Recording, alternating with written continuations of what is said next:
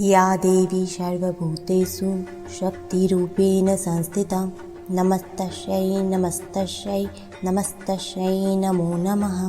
या देवी सर्वभूतेषु मातृरूपेण संस्थिता नमस्तस्यै नमस्तस्यै नमस्तस्यै नमो नमः। सर्वमङ्गलमाङ्गल्ये शिवे सर्वार्थसाधिके शरण्ये त्र्यम्बके गौरी नारायणी नमोस्तुते। दुर्गा सप्तशती से पहले देवी कवच का पाठ अवश्य करना चाहिए। आइए सुनते हैं देवी कवच पाठ। मार्कंड जी ने ब्रह्मा जी से कहा, हे पितामह, इस सृष्टि में परम गोपनीय सभी प्रकार से मनुष्यों का रक्षक और जो अब तक अज्ञात हो ऐसा कोई साधन मुझे बतलाने की कृपा करे। ब्रह्मा जी ने कहा, संपूर्ण प्राणियों का हितकारी पवित्र एवं परम गोपनीय उपाय तो केवल एक देवी का कवच ही है। हे मुनिवर, उसे आप श्रवण करें। देवी की 9 मूर्तियां हैं जिन्हें 9 दुर्गा के नाम से जाना जाता है। उन शक्तियों के नाम मैं अलग अलग बतलाता हूँ, जो इस प्रकार है। पहला नाम शैलपुत्री, दूसरा ब्रह्मचारिणी, तीसरा चंद्रघंटा, चौथा कुष्मांडा, पांचवा स्कंद माता, छठा कात्यायनी, सातवां कालरात्रि और आठवां महागौरी तथा 9वीं सिद्धिदात्री है। जो व्यक्ति अग्नि से दग्ध हो रहा हो, रणभूमि में शत्रुओं द्वारा आच्छादित हो गया हो अथवा भीषण संकटापन्न अवस्था में हो, तो वह मनुष्य यदि जगजननी माँ दुर्गा के शरणागत हो जाए तो किसी भी अवस्था में उसका अनिष्ट नहीं हो सकता। वह किसी भी विपत्ति में नहीं पड़ सकता तथा वह शोक, दुख, भय आदि बाधाओं से मुक्त हो जाता है। हे देवी, जो लोग भक्ति युक्त होकर आपका स्मरण करते हैं उनकी दिनों दिन उन्नति होती है। हे देवी, अपने आराधक की तुम निश्चय ही रक्षा करती हो। चामुंडा देवी का वाहन प्रेत, वाराही का महिष, ऐन्द्री का ऐरावत नामक हाथी और वैष्णवी का गरुड़ है।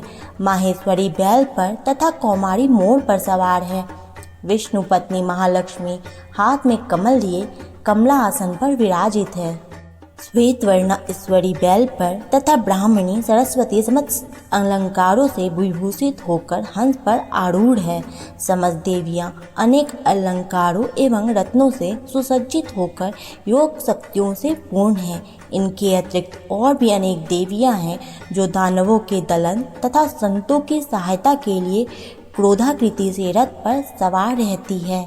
उन देवियों के कर कमलों में शंख, चक्र, गदा, शक्ति, हल, मूसल, खेटक, तोमर, परशु, पास, भाला, त्रिशूल, उत्तम प्रकार का सिंह, धनुष आदि सशस्त्र सुशोभित रहते हैं। उनके शस्त्र धारण करने का उद्देश्य देवताओं की रक्षा, दैत्यों का विनाश एवं भक्तों को अभय प्रदान करना है। महाभयनाशिनी, महाबल, महापराक्रम एवं महान उत्साह से युक्त है। हे महारौद्रे, तुम्हें प्रणाम है। शत्रुओं को भयभीत करने वाली हे देवी, तुम मेरी रक्षा करो। पर तेज के कारण मैं तुम्हारी ओर दृष्टिपात भी नहीं कर सकता। ऐन्द्रिय शक्ति पूर्व दिशा में मेरी रक्षा करे और आग्नेय शक्ति आग्नेय कोण में मेरी रक्षा करे। वाराही देवी दक्षिण दिशा में, खड्ग धारणी नेत्रीय कोण में, वारुणी शक्ति पश्चिम में तथा मृगवाहिनी शक्ति वायव्य कोण में मेरी रक्षा करे। कौमारी शक्ति उत्तर में, शूलधारिणी शक्ति ईशान कोण में, ब्राह्मणी ऊपर तथा वैष्णवी शक्ति नीचे हमारी रक्षा करे। इस प्रकार स्वारूढ़ चामुंडा देवी 10 दिशाओं में मेरी रक्षा करे। आगे जया, पीछे विजया मेरी रक्षा करे। वाम पार्श्व में अजिता नाम की शक्ति, दाहिनी ओर अपराजिता, शिखा में उद्धोतिनी तथा मस्तक में उमा शक्ति मेरी रक्षा करे। ललाट में मालाधरी, दोनों भुवों में यशस्विनी, भ्रू मध्य में त्रिनेत्रा तथा नासिका में यम घंटा शक्ति मेरी रक्षा करे। दोनों नेत्र के बीच शंखनी, दोनों कानों के मध्य द्वारवासिनी, कपोल में कालिका तथा कर्ण के मूल भाग में सांकड़ी शक्ति मेरी रक्षा करे। नासिका में सुगंध, ऊपरी ओष्ठ में चर्चिका, अर्धरोष्ट में अमृत कला और जीभ की रक्षा सरस्वती करे। मेरे दांत की रक्षा कौमारी, कंठ के मध्य भाग में चंडिका, गले की चित्र घंटा तथा तालु भाग की रक्षा महामाया करे। कामाक्षी, रूढ़ी की, सर्वमंगला वाणी की, भद्रकाली ग्रीवा की तथा धनुर्धरी शक्ति मेरे मेरुदंड रीढ़ की रक्षा करे। कंठ के बाहर नीलग्रीवा तथा कंठ की नली में नलकुबड़ी, दोनों मकंधों की खड्गनी एवं वज्रधारणी शक्ति मेरी दोनों भुजाओं की रक्षा करे। दोनों हाथों की दंडिनी, अंगुलियों की अंबिका, नखों की सुलेश्वरी और कुची भाग की कुलेश्वरी रक्षा करे। महादेवी स्तनों की तथा मेरे मन की रक्षा शोक विनाशिनी शक्ति करे। ललिता देवी हृदय की एवं शूलधारिणी शक्ति मेरे उदर की रक्षा करे। नाभि में कामिनी एवं गुप्तांग में गुहेश्वरी मेरी रक्षा करे। कामिका तथा पुतना लिंग की और महेश वाहिनी गुदा की रक्षा करे। भगवती कटी प्रदेश में तथा विंध्यवासिनी घुटनों की रक्षा करे। संपूर्ण कामनाओं को देने वाली महाबला मेरे जंघा की रक्षा करे। दोनों पैर की घुट्टी की नरसिंही, दोनों पैरों के पिछले भाग की तेजसी देवी, पैर की अंगुलियों की श्री देवी तथा तलवों की रक्षा तलावासिनी करे। दंष्ट्रा कराली नखों की, उधर्व केसनी देवी केसों की, कौबेरी रोमावली के छिद्रों में तथा बागेश्वरी मेरी त्वचा की रक्षा करे। पार्वती देवी रक्त, मज्जा, चर्बी, मांस, हड्डी और मेदे की रक्षा करे।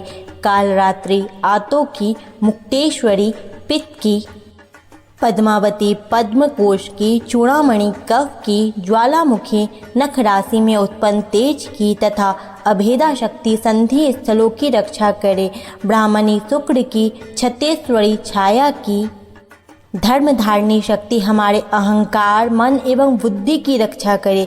वज्रहस्ता प्राण, अपान, व्यान, उदान और समान वायु की तथा कल्याण शोभना शक्ति हमारे प्राण की रक्षा करे एवं हमारे सतत्व, रज एवं तमोगुणों की रक्षा नारायणी देवी करे। वाराही आयु की, वैष्णवी धर्म की, चक्रिणी यश, कीर्ति, लक्ष्मी, धन और विद्या की रक्षा करे।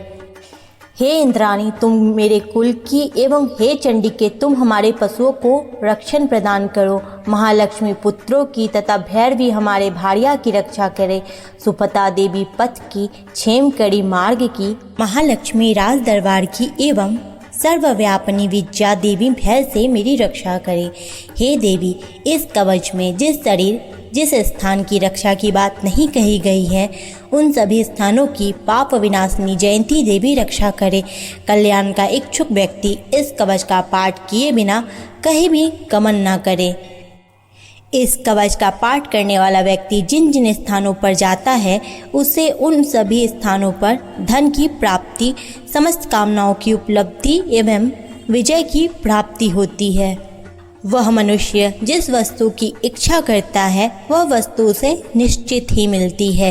इस दुर्गा कवच का पाठ करने वाला इस भूमि पर अतुल ऐश्वर्य प्राप्त करता है तथा उसे किसी से भय प्राप्त नहीं होता और वह युद्ध में विजेता होता है।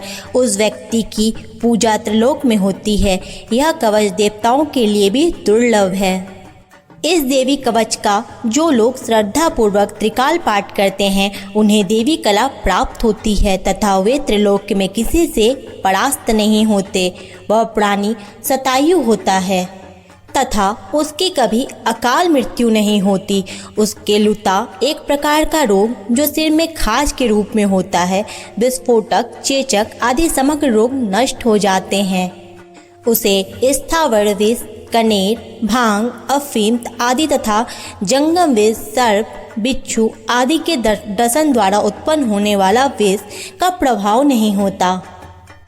किसी भी प्रकार के तांत्रिक कर्म, मारण, मोहन, वशीकरण, उच्चाटन, विद्वेषण, शांतिकरण उसे व्याप्त नहीं होते।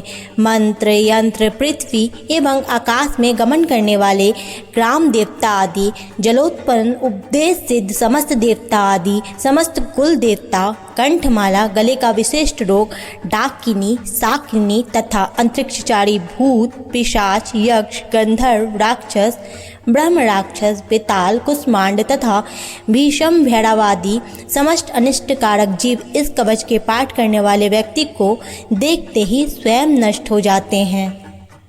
इस कवच के पाठकर्ता को राज सम्मान प्राप्त होता है तथा वह प्राणी अपनी कीर्ति से इस भूतल को मंडित करता है। इस कवच पाठ के अनंतरण जो सप्तशती पाठ करता है वह इस धरती पर तब तक बना रहता है जब तक पहाड़, वन, कानन युक्त यह पृथ्वी स्थित रहती है।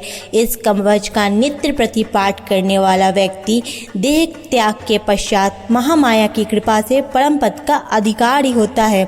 वह शिव सामीप्य को प्राप्त कर आनंद पूर्वक निवास करता है। इस प्रकार देवी कवच समाप्त होता है।